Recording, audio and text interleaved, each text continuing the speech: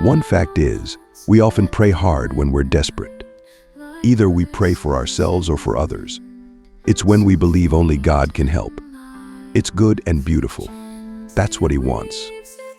Another fact is, not every prayer that satisfies our own will and desire is granted. Why? Isn't it because God doesn't love you? Or maybe He isn't real? Some may realize God hears their prayers because they can see right away after they pray. The dream comes true. Meanwhile, others feel God abandons them because nothing comes true.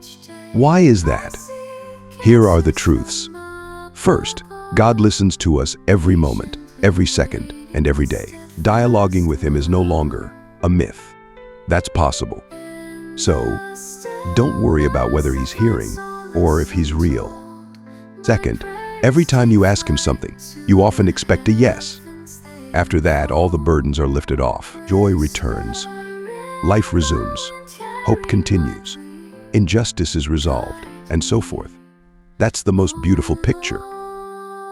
You struggle with financial debts. He says, yes, I'll send you a rich. Your marriage isn't going well. He says, all right, I'll make all troubles go away. Your kids get naughty. He says, okay, I'll intervene right away. Your loved ones are seriously ill. He says, don't worry, I'll cure. Life like that is so easy. But to God, there's always more than one answer. Third, if it's a yes, as you wish, you don't even need to ask Him. Why?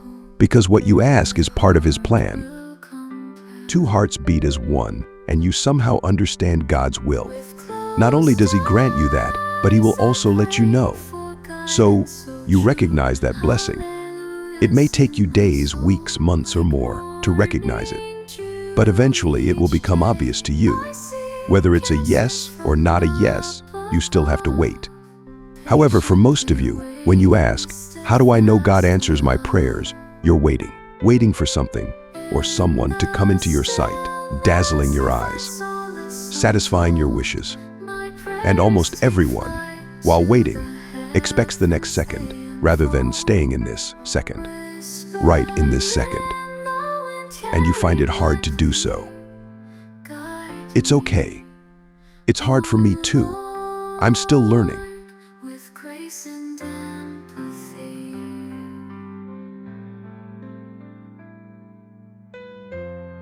You ask God to cure your loved one. You've been waiting days and nights, sleepless, tired, exhausted. But you forget one thing, that you're so important to Him too, like the one He's about to save. You ask God to make your husband love you again. You've been longing for his changes, even a slight change, but you can't even love yourself right in this moment. You ask God to help guide your children. You've been expecting better versions of them, but you can't even sit down for a while to embrace all their feelings and thoughts without any judgments. Even if they might sound weird to you, that's why they need guidance.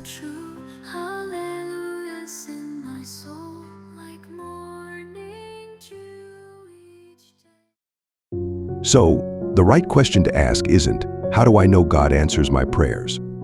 It's rather, what can I do while waiting for prayers to be answered? Or how should I be while waiting? Isn't it worthless to worry or suffer if it's already a yes for your prayers one day? And if it's not a yes, it can be billions of scenarios you can never imagine.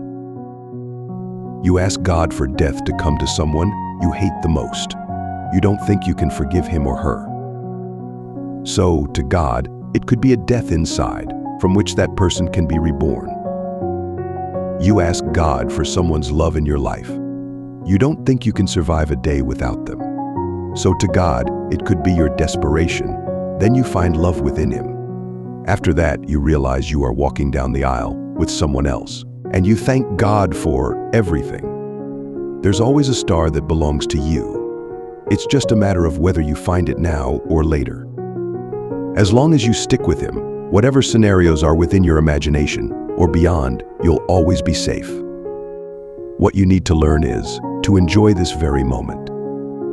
If you can't survive this moment, What makes you think you'll survive the next? And if you want more answers to, what can I do while waiting for prayers to be answered? Or how should I be while waiting? Stay tuned for the next video.